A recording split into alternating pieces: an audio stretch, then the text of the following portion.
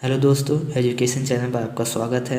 मैं यहाँ आपको क्लास 12 की फ़िज़िक्स पढ़ा रहा हूँ और इसमें मैं आपका चैप्टर 1 शुरू कर चुका हूँ। पिछली वीडियो में मैंने वैद्युत द्विध्रुव की अक्षीय रेखा पर स्थित बिंदु पर वैद्युत क्षेत्र की तीव्रता के बारे में बात की थी और आज मैं वैद्युत द्विध्रुव की निरक्षीय रेखा पर स्थित बिंदु पर वैद्युत क्षेत्र की तीव्रता के बारे में बात करूँगा।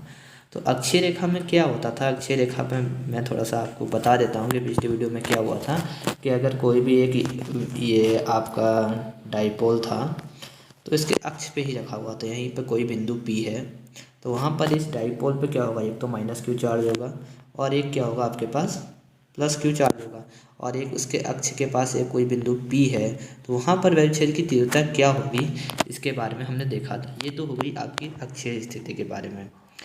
अगर मैं बात करूं कि अब निरक्षीय रेखा पर अब वो बिंदु पॉइंट पी कहाँ जाएगा, तो निरक्षीय रेखा पे क्या होता है कि ये जो आपका मान लीजिए कोई डाइपोल है माइनस क्यू और प्लस क्यू, ये आपका कोई भी डाइपोल है तो निरक्षीय रेखा में हम बात करते हैं ऊपर कोई पॉइंट पी होगा जो यहाँ से जो ए डाइपोल से एक 90 डिग्री का कोण बनाता हुआ जाएगा और इस पॉइंट पर हम वैद्युत क्षेत्र की तीव्रता निकालेंगे इस डाइपोल के कारण।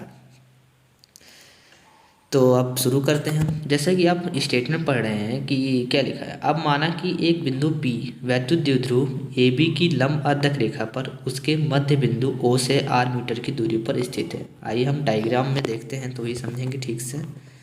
तो डायग्राम में आप देखिए जैसा कि एक कोई ये है जैसा भी माइनस क्यू और ये आपका प्लस क्यू है। यहाँ से कोई बिंदु P है जो 90 डिग्री का कोण बना रहा है। ए बी का क्या है, लंब अर्धक है। लंब अर्धक मतलब ए बी को दो बराबर भागों में विभाजित कर रहा है और यहाँ पर कोई पॉइंट P है। यहाँ पर हमें वैद्युत क्षेत्र की तीव्रता ज्ञात करनी है। तो हम शुरू करते हैं कि अब हम क्या करेंगे। सबसे पहले हमने माना कि वैद्युत द्विध्रुव के आवेशों प्लस क्यू व माइनस क्यू के कारण, माइनस क्यू है प्लस क्यू और ये जो आपका किनारे है ये माइनस क्यू होगा। माइनस क्यू के कारण बिंदु P पर वैद्युत क्षेत्र की तीव्रताएं क्रम से E1 व E2 है। माइनस क्यू के कारण आपकी वैद्युत क्षेत्र की तीव्रता क्या है, E2 है, यहाँ आप देख रहे हैं। और प्लस क्यू के कारण वैद्युत क्षेत्र की तीव्रता क्या है, E1 है। ये हमने मान लिया कि प्लस क्यू के कारण जो आपकी वैद्युत क्षेत्र की तीव्रता है वो क्या लग रही है, E1 ऊपर की साइड लगेगी और माइनस क्यू के कारण आपकी अपोजिट साइड में लगेगी वैद्युत क्षेत्र की तीव्रता, तो आपकी क्या है, E2 है।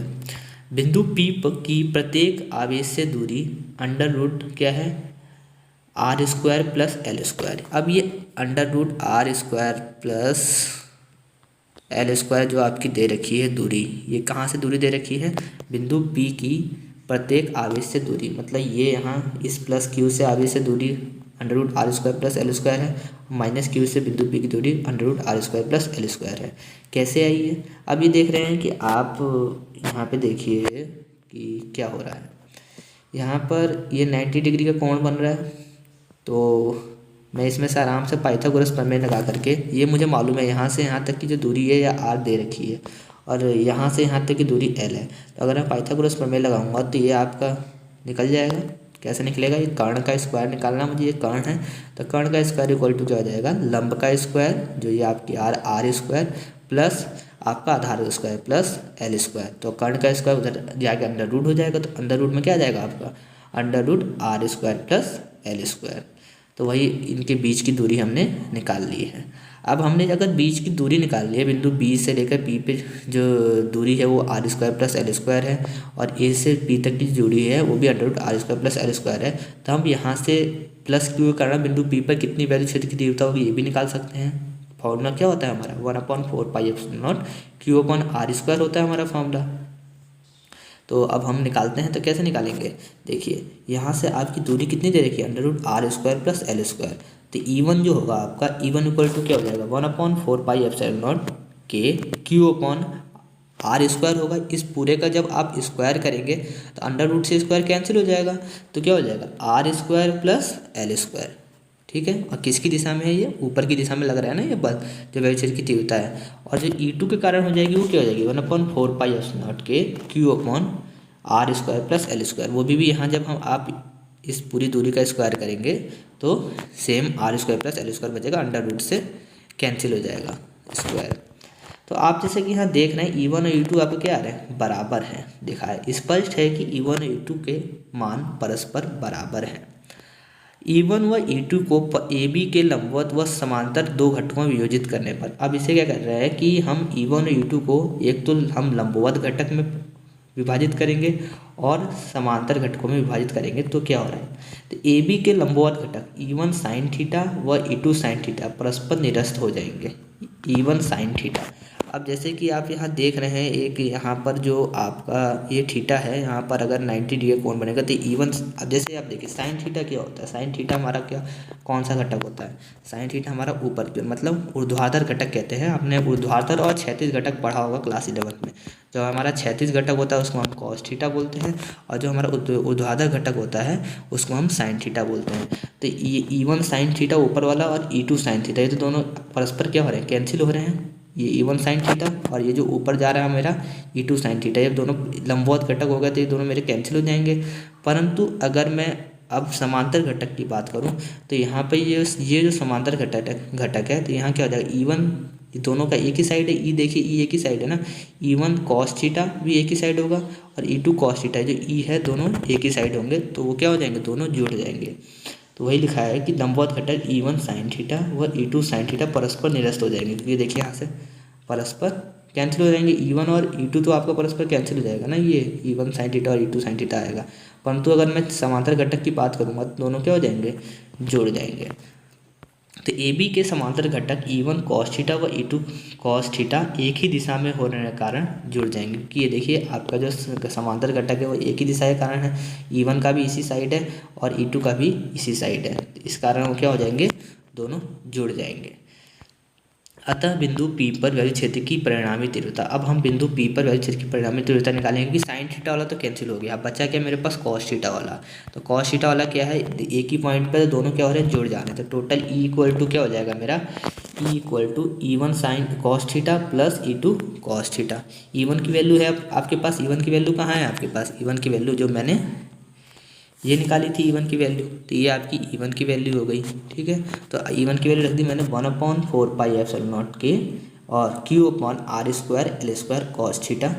फिर E2 की वैल्यू भी आपकी सेम थी 1/4 पाई एप्सिलॉन नॉट के Q/r² plus L² cos theta.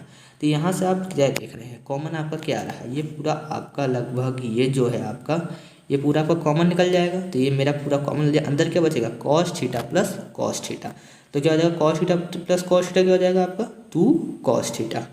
तो 2 कॉस थीटा हो जाएगा। तो यहाँ देखिए आपने कितना आ गया आपका 2 कॉस थीटा आ गया। तो 1/4 पाई एप्सिलॉन नॉट के Q/r² प्लस L², तो कितना आ गया 2 कॉस थीटा आ गया।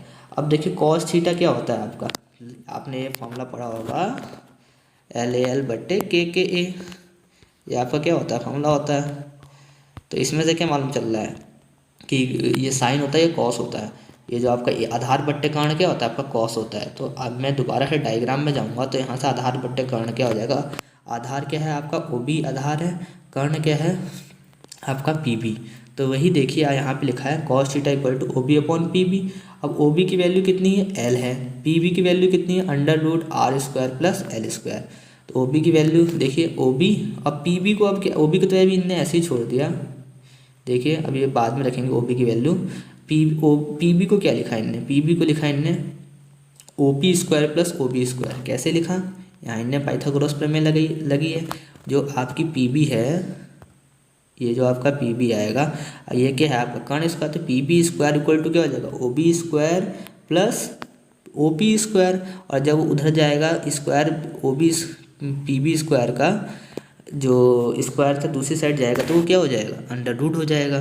तो यहाँ पर आप देखिए यहाँ पर क्या हुआ है, यहाँ पर आपका ये जो 1/2 लिखा हुआ है ये आपका √ के कारण है। तो क्या हो जाएगा OB/OP² प्लस OB², कितना हो गया, ये 1/2 हो गया, ठीक है।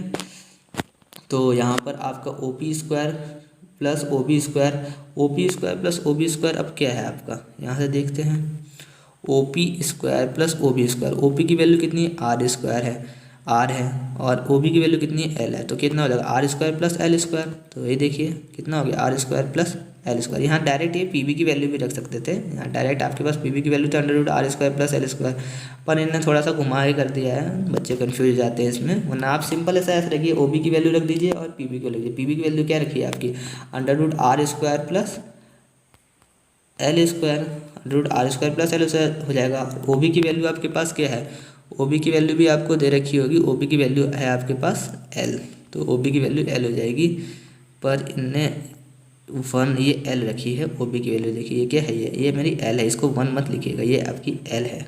तो यहाँ पे क्या हो जाएगा, अब इनने ओ बी की कॉस थीटा की वैल्यू पुट कर दी, तो क्या हो जाएगा equal to 1/4 pi epsilon naught q upon and ये क्या है आपका r square plus l square, इतना तो आपका वही आ गया। अब मैं कॉस थीटा की वैल्यू पुट कर रहा हूँ, तो क्या हो जाएगा 2 इंटू एल, देखिए 2 और मेरी कॉस थीटा की वैल्यू क्या आई थी l upon under root r square plus l square. ये पावर की 1/2 लिखा है ना, जो अंडर रूट को हम हटाते हैं तो पावर में 1/2 ही लगाते हैं, तो क्या हो जाएगा r square plus l square की पावर 1/2, इसको आप अंडर रूट लगा के भी लिख सकते हैं, ठीक है। अब ये और ये दोनों जुड़ जाएंगे, इसकी पावर कितनी है 1/2, इसकी पावर 1 है, तो इन दोनों की पावर जब जुड़ जाएगी तो कितनी हो जाएगी 3/2 हो जाएगी, और ये क्या हो जाएगा ऊपर 2QL हो जाएगा। तो ये कितना आ गया 1/4 पाई एप्सिलॉन नॉट, ऐसे ही रहा के, और ये कितना होगा 2QL upon r square plus l square की पावर 3/2 हो गया।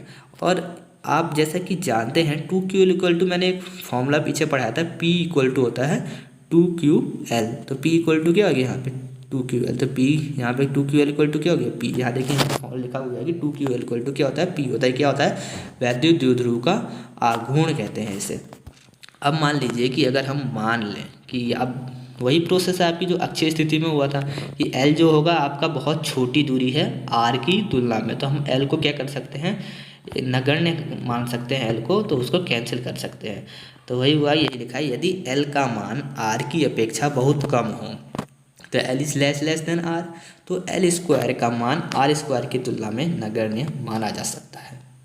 तब वैद्युत द्विध्रुव के कारण बिंदु P पर वैद्युत क्षेत्र की तीव्रता, तब वैद्युत क्षेत्र की तीव्रता क्या आ रही है E equal to 1/4 pi epsilon naught के P अपॉन आर स्क्वायर, और ये जो बाहर है आपकी पावर है 3/2, तो ये क्या हो जाएगा आपका 1/4 pi epsilon naught P upon ये 2 से 2 कैंसिल हो जाएगा, ठीक है। तो क्या हो जाएगा P अपॉन आर क्यूब। तो ये जो आपका जो फॉर्मूला आ गया ये किसका आ गया, निरक्षीय स्थिति में वैद्युत द्विध्रुव के कारण किसी पॉइंट P पर वैद्युत क्षेत्र की तीव्रता क्या होगी। अब के और लास्ट वही प्रोसेस है कि निर्वात अथवा वायु के लिए हम K की वैल्यू क्या लेते हैं 1 लेते हैं, तो हमने K की वैल्यू कितनी ले ली 1 ले ली, तो E इक्वल टू क्या हो गया 1/4 pi epsilon naught P upon r cube. और जो वैद्युत क्षेत्र की तीव्रता का मात्रक क्या होता है न्यूटन प्रति कूलाम होता है मेरी वैद्युत क्षेत्र की तीव्रता का मात्रक। तो वही है वैद्युत क्षेत्र E की दिशा में वैद्युत द्विध्रुव की अक्ष के समांतर धन आवेश से आवेश की ओर होती है। ये एक स्टेटमेंट है कि वैद्युत क्षेत्र E की दिशा वैद्युत द्विध्रुव की अक्ष के समांतर धन आवेश से किस के होती है ऋण आवेश की ओर होती है, ठीक है। तो ये जो आपका है कंप्लीट होता है, वैद्युत द्विध्रुव की अक्षीय स्थिति में भी करा दिया मैंने और ये आपकी निरक्षीय स्थिति में भी मैंने करा दिया।